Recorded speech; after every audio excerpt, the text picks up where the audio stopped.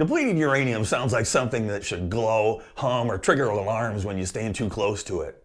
In reality, it does none of those things, and that misunderstanding is where most every argument about DU starts off on the wrong foot. Uranium is not magic. It's not a bomb waiting to go off. It's simply a very heavy metal that happens to be weakly radioactive and extremely inconvenient once you're done using the part you actually wanted. When uranium is mined, it contains several isotopes. One of them, uranium-235, is the useful one. That isotope is what powers nuclear reactors and nuclear weapons. The enrichment process separates that rare isotope from the rest. Once it's removed, what remains is uranium that is mostly uranium-238. That leftover material is called depleted uranium. It's less radioactive than the original ore, not more. It will not explode, melt down, or irradiate a city by existing. It just sits there, heavy, stable, and produced in enormous quantities. By the height of the Cold War, the United States had stockpiled massive amounts of this material. Cylinders of depleted uranium were stacked and stored across government facilities with no clear long-term plan. Disposal was expensive, permanent storage was politically ugly, and pretending it did not exist was not an option. To nuclear engineers, DU was waste. To military engineers, it looked suspiciously like opportunity. The reason is simple: density. Depleted uranium is about 70% denser than lead. It is one of the densest materials you can reasonably work with in industrial quantities. Density matters because when you throw something very heavy at something else very fast, physics does most of the work for you. You do not need explosives, you do not need clever fuses, you just need mass and velocity, and DU has mass in abundance. There was also cost. Tungsten was the other obvious candidate for armor-piercing applications, but tungsten has problems. It was expensive, required foreign sourcing, and came with supply chain vulnerabilities that made Cold War planners nervous. Depleted uranium, on the other hand, was already paid for. The government had mountains of it and no good use for it. Turning a disposal problem into a battlefield advantage was not just appealing, it was bureaucratically elegant. This is where the story of DU stops being about radiation and starts being about incentives. The military did not adopt depleted uranium because it sounded scary or exotic. It adopted it because it solved multiple problems at once. It reduced nuclear waste stockpiles, it outperformed existing penetrator materials, and it did all of that at a lower cost than the alternatives. From a weapons deployment perspective, this is as close to a perfect solution as you can get. What almost no one discussed at the time was what would happen after the shot was fired. Weapons development focuses on effectiveness at the moment of impact. Environmental persistence, health exposure, and long-term consequences tend to be someone else's problem later. DU was evaluated as a solid metal projectile. The possibility it could become a fine, inhalable dust under battlefield conditions was not front and center in early planning. That omission matters because it sets the tone for everything that follows. Depleted uranium was never introduced as a sinister weapon. It was introduced as a practical one, a dense metal looking for a job, in a military culture obsessed with winning the next armor war before it ever started. And once the Cold War arms race pointed directly at Soviet tank divisions, depleted uranium found its purpose. By the late 1950s and early 1960s, the United States Army was obsessed with one very specific nightmare.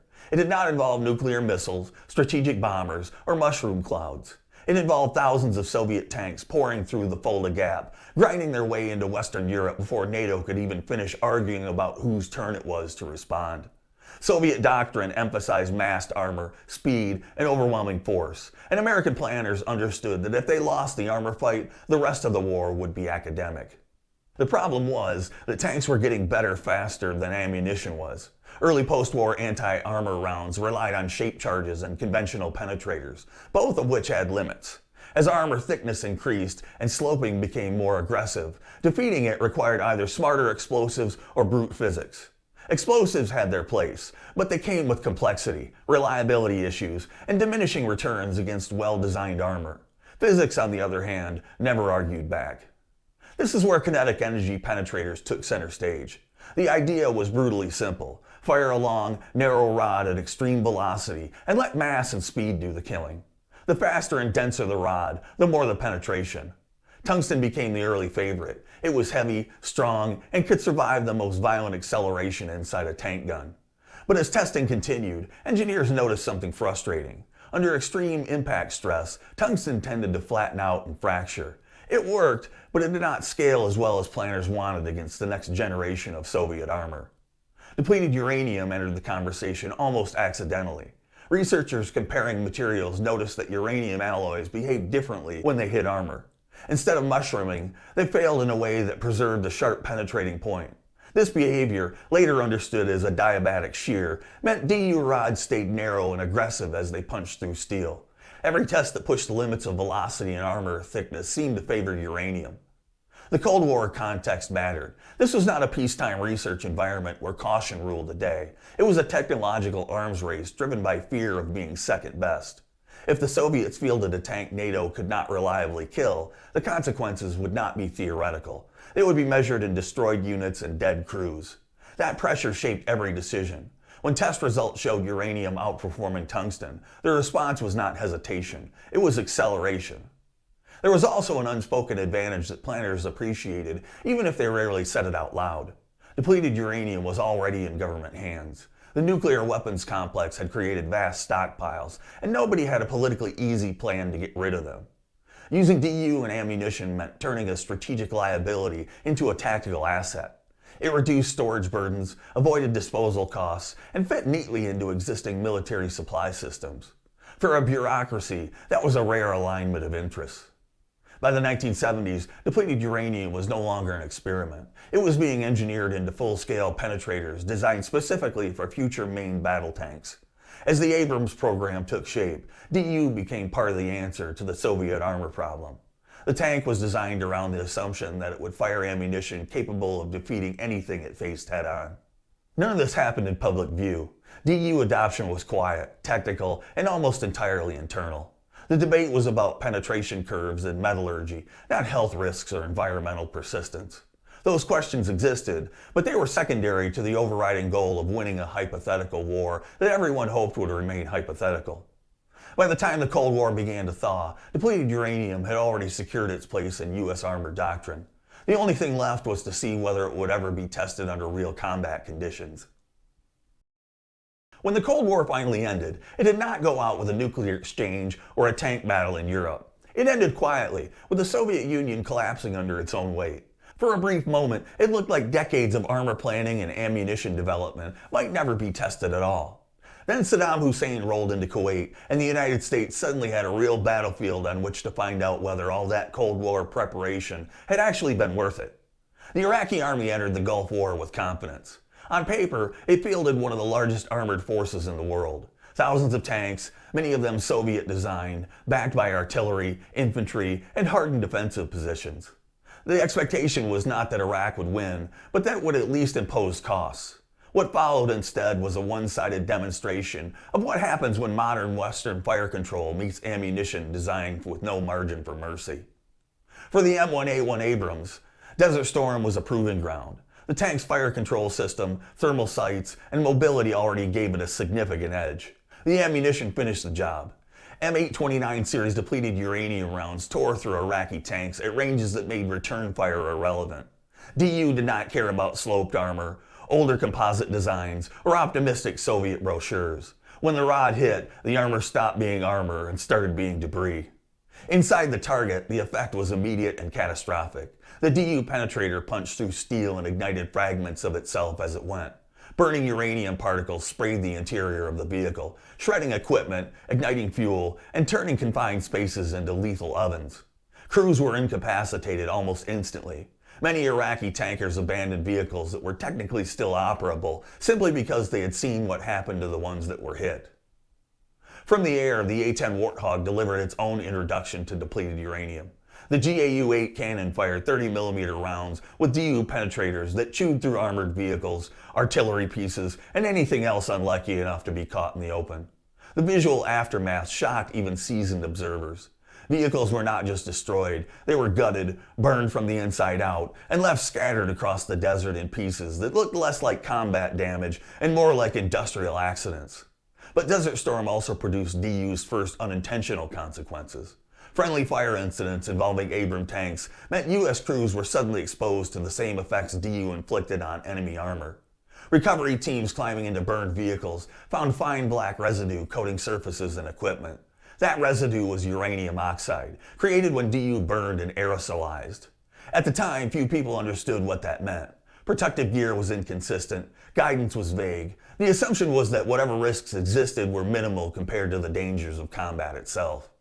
As the war ended, attention focused on victory. The ground campaign lasted only 100 hours. Iraqi armored forces were shattered. The Abrams emerged with an almost mythic reputation, and DU was a large part of that story. The performance validated decades of Cold War assumptions. If NATO ever had to fight massed armor, this is how it would look. What did not receive the same attention were the questions left behind. Burned out tanks sat in the desert, contaminated with uranium dust. DU fragments lay scattered across the battlefield. Soldiers who had worked inside damaged vehicles went home without any clear understanding of what they had been exposed to. In the glow of success, these issues were easy to ignore. Desert Storm proved beyond any doubt that depleted uranium worked exactly as intended. It also ensured that DU would never again be just a technical detail buried in procurement documents. The battlefield had given it a reputation, and with that reputation came scrutiny. The next time DU appeared in combat, the world would be paying much closer attention. Once depleted uranium left the realm of theory and entered combat, the obvious question became how it actually did what it did. Not in dramatic terms, but in mechanical ones. DU is not powerful because it is radioactive or mysterious. It is powerful because of how it behaves under extreme stress, and that behavior is governed by physics, not hype. A depleted uranium round used by a tank is a kinetic energy penetrator. It does not explode. It does not rely on chemical energy. Instead, it uses velocity. Inside the gun barrel sits a long, narrow rod made of uranium alloy. That rod is surrounded by a sabot, a lightweight sleeve that allows it to fit snugly in the barrel. When the gun fires, the sabot drops away almost immediately after leaving the muzzle, and the rod continues forward alone at several kilometers per second. At those speeds, penetration becomes a matter of momentum transfer. The denser the rod, the more momentum it carries. Depleted uranium is dense enough that even a relatively small diameter rod can deliver enormous energy to a very small area of armor. This concentrates force in a way that overwhelms steel and composite materials alike. But density alone does not explain why DU outperformed other heavy metals. The key difference lies in how DU fails on impact. Most metals subjected to extreme stress deform outward. They mushroom, flatten, or fracture, spreading energy sideways and reducing penetration depth. Depleted uranium behaves differently. Under the intense pressure and heat of impact, it undergoes a diabatic shear. Thin layers of material at the point of contact shear off in a controlled way, leaving the core of the rod sharp and narrow. As outer layers peel away, the penetrator effectively sharpens itself as it bores deeper into the armor. This self-sharpening effect allows DU rods to maintain penetration efficiency at depths where other materials begin to fail. The harder the impact, the more pronounced the effect becomes. It is counterintuitive, but DU becomes more effective the more violently it is used. Engineers did not design this behavior intentionally. They discovered it, verified it, and built weapons around it. Once the rod penetrates the armor, DU's other defining characteristic comes into play. Uranium is pyrophoric. When fragments break off under high stress, they ignite on contact with air. Inside a tank, this produces a cloud of burning metal particles. These particles ignite fuel vapors, shred wiring and equipment, and raise temperatures rapidly. Even if the penetrator itself misses the crew, the after armor effects are often fatal. The interior of a struck vehicle becomes a confined firestorm. Ammunition cooks off, hydraulic fluid ignites, oxygen is consumed. Survival depends less on armor thickness and more on luck. This is why DU hits are so often described as catastrophic rather than merely damaging. The rod does not need to destroy the tank structurally. It only needs to turn the inside into a place humans cannot remain. Compared to early tungsten designs, DU delivered more consistent results across a wider range of impact angles and armor configurations. Tungsten could penetrate, but it was less predictable. DU provided reliability, and reliability is what militaries value most. A weapon that works 90% of the time is less appealing than one that works 80% of the time every time. The downside of all this efficiency is what happens to the material afterward. The same fragmentation and ignition that makes DU lethal also turns it into fine particles.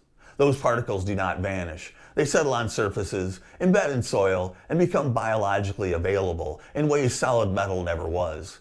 DU's battlefield brilliance is inseparable from the consequences it leaves behind.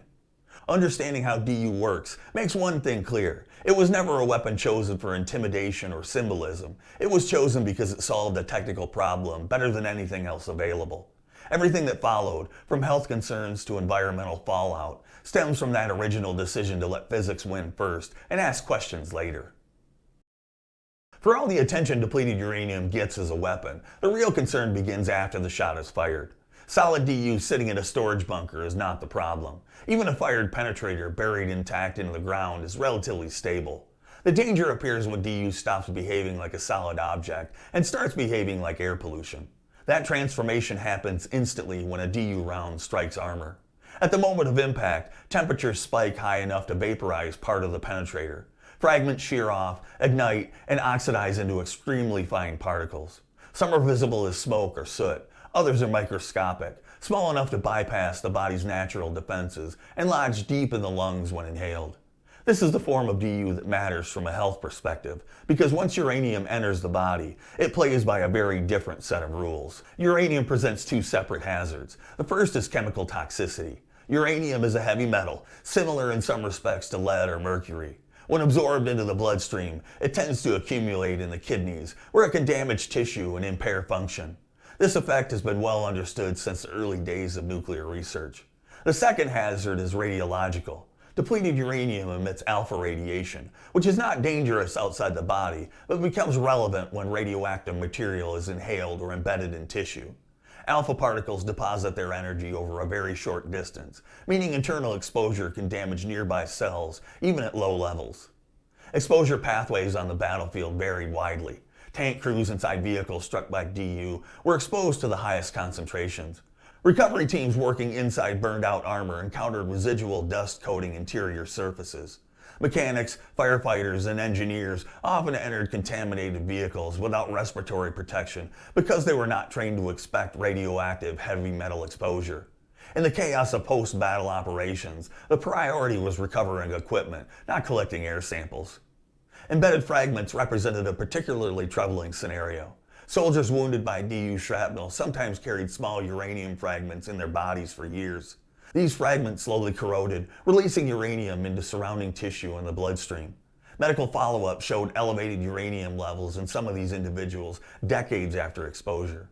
Removing the fragments was not always possible without causing further injury, leaving affected veterans in a kind of permanent monitoring limbo. As veterans returned home, reports of unexplained symptoms began to surface. Fatigue, joint pain, headaches, respiratory problems, and cognitive issues were reported by some Gulf War veterans, fueling what became known as Gulf War Syndrome. DU was quickly proposed as a possible cause, but proving that link turned out to be extremely difficult. The Gulf War environment exposed troops to oil fire smoke, pesticides, nerve agent alarms, stress, vaccines, and a cocktail of industrial pollutants. Isolating DU as a single causal factor was scientifically challenging and politically fraught. Studies produced mixed results. Some showed measurable uranium in urine samples years after deployment. Others found no statistically significant differences between exposed and unexposed groups. Sample sizes were often small. Exposure levels were rarely quantified at time of contact. Records were incomplete.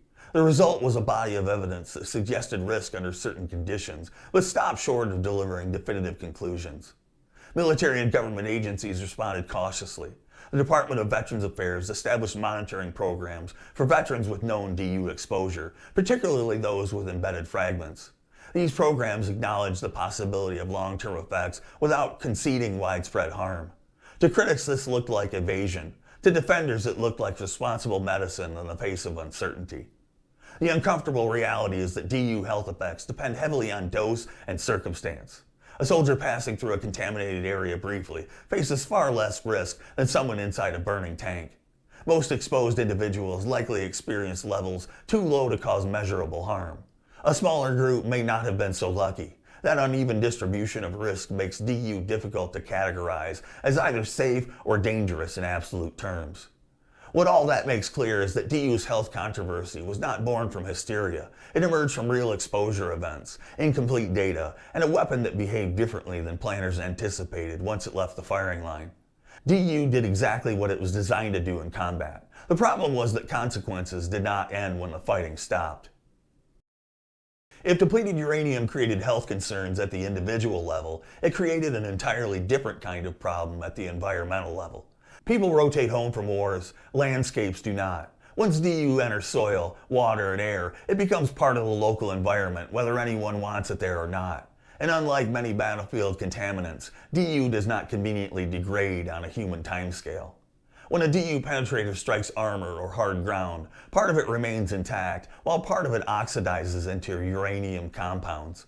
These compounds range from relatively insoluble oxides to more chemically mobile forms that can migrate through soil under the right conditions.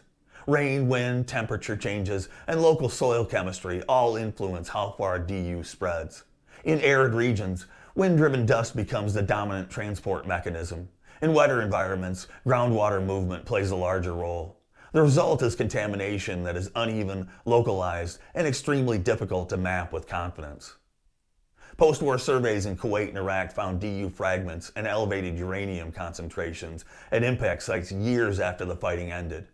In some locations, intact penetrators were recovered just below the surface, barely disturbed since impact. In others, corrosion had already reduced the metal into fine particulate matter, indistinguishable from surrounding soil without laboratory analysis. This inconsistency made risk assessment frustrating. One area could show negligible contamination, while another, only a short distance away, produced measurable hotspots. The Balkans presented an even more uncomfortable scenario. DU strikes occurred closer to populated areas, farmland, and transportation routes. United Nations environmental teams documented penetrators embedded near villages, roadsides, and agricultural land. While most measured concentrations fell below levels considered immediately dangerous, the persistence of uranium in these environments raised long-term concerns. Once DU enters the soil used for crops or grazing, exposure pathways multiply and become far harder to control. Groundwater proved to be one of the most contentious issues. Uranium solubility depends heavily on chemical conditions, particularly oxygen levels and mineral content. In many cases, DU remained largely immobile. In others, measured uranium concentrations appeared in nearby water sources. Critics argued this posed unacceptable risks in regions already struggling with damaged infrastructure and limited access to clean water. Military and government assessments countered that many readings fell within natural background ranges. Both claims would be technically accurate depending upon where, when, and how samples were taken. Cleanup efforts highlighted the scale of the problem. Locating DU contamination required specialized detectors, trained personnel, and access to terrain often littered with unexploded ordnance. Removing penetrators risked disturbing contaminated soil and spreading material further if not handled carefully. Full remediation was expensive, slow, and politically unattractive, especially in post-conflict regions where rebuilding hospitals, roads, and power grids understandably took priority. The United States faced its own DU legacy at home. Decades of testing at domestic ranges left behind contaminated debris and buried penetrators. Some sites were eventually closed or restricted, not only because of DU, but because of the cumulative environmental damage of long-term weapons testing. Cleanup costs ran into the billions, reinforcing an inconvenient truth. Using depleted uranium was cheap, but dealing with it afterward never was. The pattern is hard to ignore. Depleted uranium solved an immediate military problem with brutal efficiency, and in doing so it pushed the consequences somewhere else and into the future. The damage was not loud or immediate enough to matter at the moment decisions were made. It accumulated quietly, in soil, in water, and in places no one planned to revisit once the war was over. By the time those consequences demanded attention, DU had already done its job and moved on, leaving behind a problem that cannot be unfired or easily erased. By the time depleted uranium became an environmental concern, it was already a political one. Scientific studies did not arrive in a vacuum. They arrived in the middle of public fear, veteran advocacy, international tension, and governments that had a vested interest in the answers coming out a certain way. As a result, the research surrounding DU never settled into consensus so much as it fragmented into camps. From the military's perspective, the initial position was defensible. External radiation from DU was minimal, chemical toxicity thresholds were understood, most battlefield exposures, they argued, were far below levels known to cause harm. That position was supported by several studies showing no statistically significant increase in cancer or mortality among broad veteran populations. But statistics operate at population scale, and DU exposure was never evenly distributed.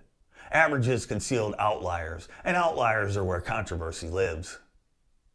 Independent researchers and environmental groups focused on those outliers. Tank crews inside struck vehicles, recovery teams, and individuals with embedded fragments represented a small but significant subset of exposed personnel. Studies examining these groups sometimes found elevated uranium levels or biological markers consistent with heavy metal exposure. Critics accused military-funded research of minimizing these findings. Military scientists responded that small sample sizes and confounding variables made definitive conclusion impossible. Both arguments were technically sound and politically useless. The political debate did not wait for better data. Media coverage tended to favor simple narratives, and DU did not lend itself to simplicity. Headlines oscillated between declarations of catastrophic poisoning and assurances of total safety. Nuance rarely survived the translation from peer-reviewed journals to television segments. Once uranium entered the conversation, public perception followed emotion rather than probability. Internationally, the issue shifted from science to law. Depleted uranium was never explicitly banned under international conventions. It did not qualify as a nuclear weapon, as it involved no fission or fusion. It was not classified as a chemical weapon, since its primary purpose was kinetic destruction rather than poisoning. That left it in a legal gap where effectiveness and intent mattered more than long-term consequences. Humanitarian groups argued that DU violated principles against unnecessary suffering and long-term environmental harm. Military legal advisors counted that DU was no more indiscriminate than any other anti-armor munition, and that its use was directed at legitimate military targets. The absence of a specific prohibition meant DU remained legal by default, even if unpopular by reputation. The United Nations attempted to bridge the divide with non-binding resolutions, called for transparency, monitoring, and further study. These resolutions stopped short of condemnation, reflecting the reality that major military powers had no interest in restricting a weapon they still considered useful. Some countries, such as Belgium and Costa Rica, enacted domestic bans on DU weapons, framing the issue as one of humanitarian principle rather than legal obligation. These bans carried moral weight, but no binding authority beyond national borders. For governments that had used DU, the legal uncertainty offered protection. Acknowledging long-term harm would invite compensation claims, environmental remediation demands, and diplomatic fallout. Maintaining ambiguity allowed officials to emphasize battlefield necessity while deferring accountability. As long as DU remained legally permissible and scientifically inconclusive, it could be defended as a reasonable military choice. Veterans found themselves caught in the middle. Some sought recognition for health conditions they believed were linked to DU exposure. Others dismissed the controversy entirely, having experienced no noticeable effects. The lack of definitive answers left room for frustration on all sides. For those who believed they had been harmed, uncertainty felt like denial. For institutions tasked with evidence-based policy, uncertainty justified restraint. What emerged was not a clear verdict, but a stalemate. DU was neither vindicated nor condemned. It existed in a gray zone, sustained by conflicting studies, legal loopholes, and political incentives to avoid final answers. That gray zone allowed depleted uranium to remain in service long after its introduction, even as the nature of warfare and public tolerance for environmental risk continued to evolve. By the time attention shifted toward newer conflict and technologies, DU was already part of the landscape of modern war. The question was no longer whether it worked or whether it was controversial. The question became whether the world was willing to live indefinitely with a weapon that sat permanently between justification and regret. By the time the wars in Iraq and Afghanistan dominated the headlines, depleted uranium was no longer new, mysterious, or hidden behind classification. Everyone knew it existed, everyone knew it worked, and everyone knew it came with baggage. What changed was not DU itself, but the battlefield it was designed for. In Iraq after 2003, DU appeared again in armored engagements, particularly during the initial invasion. Abrams tanks fired the same family of DU penetrators that had proven themselves a decade earlier. The results were predictable. Iraqi armored vehicles stood little chance against modern fire control and uranium darts.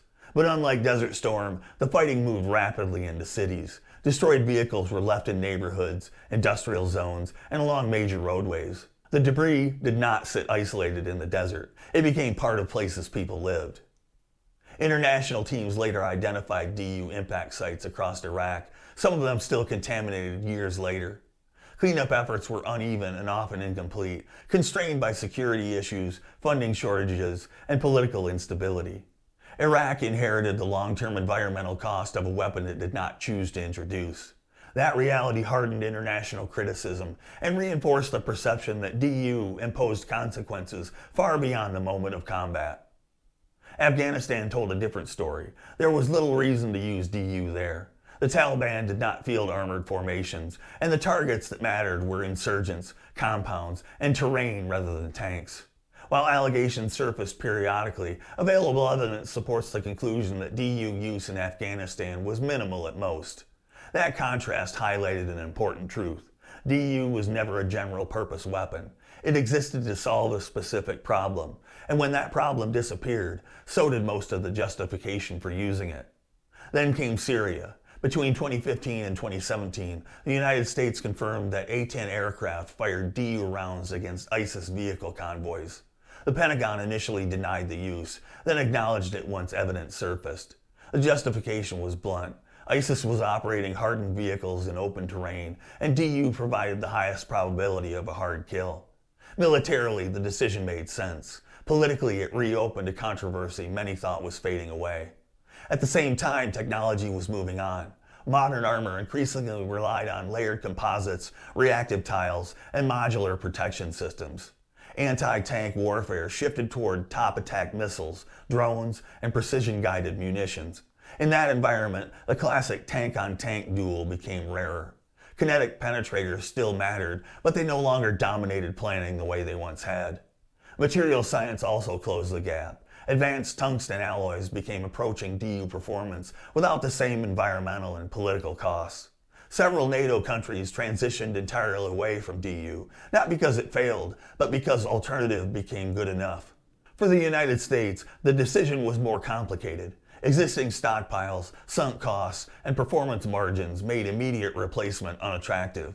There was also the issue nobody liked to discuss openly. A full admission that DU posed significant long-term risks would trigger legal, financial, and diplomatic consequences that no government was eager to absorb. Veterans would demand expanded care, affected countries would seek remediation and compensation, entire procurement histories would come under scrutiny. Maintaining ambiguity became a form of damage control. Yet even that ambiguity has limits. Modern militaries operate under far more public scrutiny than their Cold War predecessors. Environmental impact, civilian harm, and long-term consequences now factor into weapons decisions in ways they never did before. DU increasingly looks like a solution from an earlier era, one that solved yesterday's problems while creating tomorrow's controversies. Still, depleted uranium has not disappeared. It remains in arsenals, in storage, and in doctrine, ready for a scenario that may or may not ever return. As long as heavy armor exists, and as long as no alternative completely eclipses the performance, DU will continue to occupy that uncomfortable space. It is not a superweapon, and it is not a war crime by definition. It is a reminder of how modern warfare works. Problems are solved quickly, efficiently, and with whatever tools are available. Consequences are managed later, if at all. Depleted uranium endures not because anyone loves it, but because it sits at the intersection of physics, economics, and reluctance to fully confront the cost of past decisions. In that sense, DU is not an anomaly. It is a case study. One dense metal rod that tells a much larger story about how wars are fought, how technologies linger, and how the hardest problems are often the ones created after the shooting stops. I'm Dave. I appreciate you watching. Please subscribe, like, comment, and share. And until next time, stand tall. Oh, Dave.